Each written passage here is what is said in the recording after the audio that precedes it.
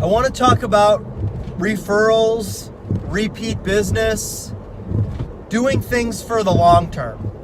And it's hard to always look at things that way because you're always thinking for the now. You know, you want to make a certain amount of money this year.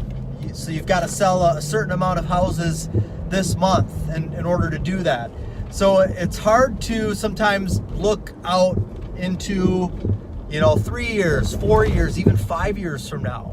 But if you're planning on being in this industry for the long haul, and it's a great industry to be in, selling real estate or new construction homes, whichever one you're doing, gives you so much freedom. Sky is the limit as far as money that you can make, because it's all based upon how many homes you're going to sell, whether it's new construction or real estate.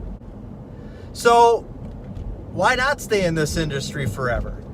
Why not plan on doing this for 20 years? Well, if you're going to do that and you're just getting started, or you're maybe just a few years in, or you're 5 years in, or you're 10 years in, and you're going to be in this another 10 years, well, you need to start thinking about, if you're not already, the long term. And what do I mean by that? Well, I've got a story.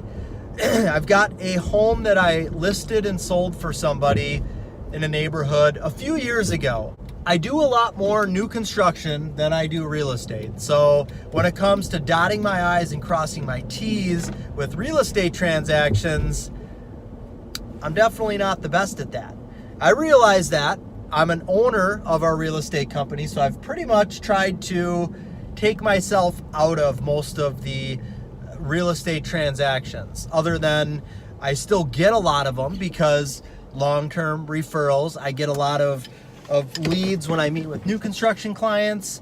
I get a lot of referrals and repeat business, and what I do now is I just give those to April, our real estate agent, so that I can focus on new construction home sales. And then of course I still get paid a portion of that because I am an owner of the real estate company. So house a few years ago that I listed and sold for somebody was a successful sale. There were many items that came up on the inspection of their home, and we overcame them, got an accepted offer on their house. We ultimately found them another home that they purchased, and this home included, in the listing, it said included all of the appliances. So the stove was listed as included, the fridge was listed as included. So those two items were included in the listing. Well, in the offer to purchase, when I wrote the offer to purchase, I did not specify to include the refrigerator and the stove. I didn't know any better. I thought that they were included. They were already in the MLS listing as being included. So we go through the whole transaction. We're the day of closing, and they go and they have their walkthrough right before the closing. Typically, if you're buying a home, you're going to walk through it right before closing. So that's what they did. Walkthrough went fine. Everything was good. Fridge and stove were there. They went to the closing, got the keys, went to their new house, and the fridge and the stove were gone. Now, the realtor that listed the home definitely pulled a fast one, because they could have just right off the bat said, hey, you didn't write in for the fridge and the stove to be included, so we're taking it. And then we could have dealt with it back then. They waited for the buyers to do their inspection an hour before closing, and then they took those out of there. So we got screwed. And now legally they didn't do anything wrong. Now it was my mistake. And the buyers they were already, this was a really hard transaction. These sellers were really difficult the whole time through, and it was an expensive, I think this is like a $500,000 property.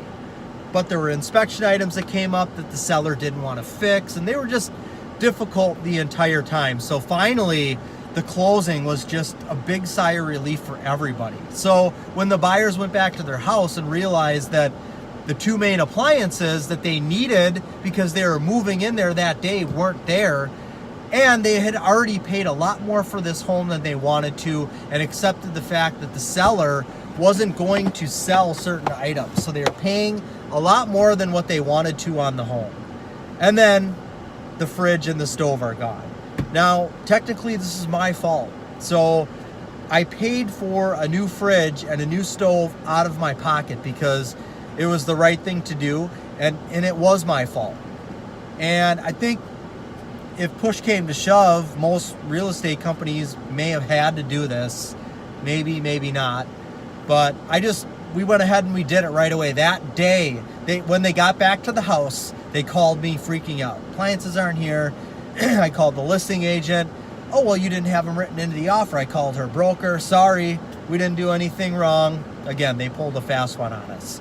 So I get off the phone with them. After realizing there's nothing that I can do, I call our appliance company that we get all of our appliances through for our home building company, and I have a new fridge and a new stove sent out there that next day.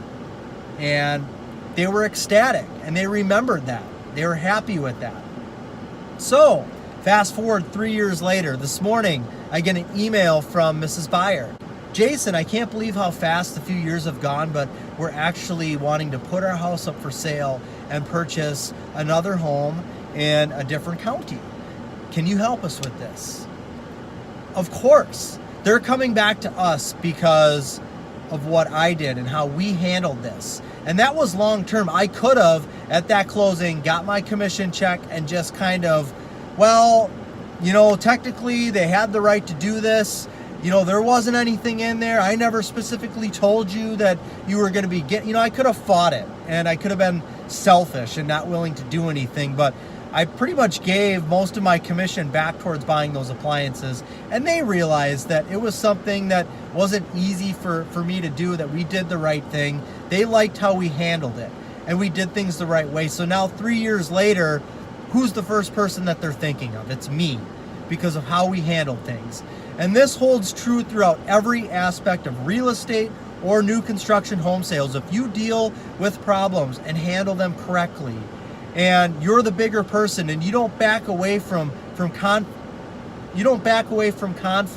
or hard situations, people will remember that. They're going to refer you in the future. They're going to send friends your way. If they need to do more business, building a home in the future or selling another home in the future, they're going to go through you. So always think of the long term. It may hurt to do something right now. It may hurt you. It may hurt your pocketbook. But if you do it, you'll get paid back for it in the long run. Because this is going to be a big transaction. $500,000 listing, and they're probably going to be buying a $500,000 home in the next county, and we're going to be part of both of these. So I'm proud to talk about this, and I'm so happy that 3 years later, because a lot of times real estate isn't always repeat business. Even homes that we've built for people, they don't automatically come to us to sell that home when it's time to sell.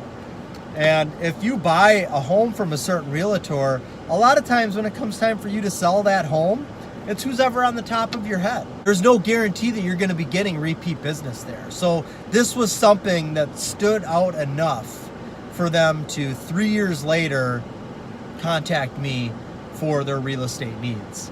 So I am really happy about that, and I think that's just a great story that you can use in your sales career, no matter if you're selling real estate or new construction homes. Just remember, do the right thing and it will repay you.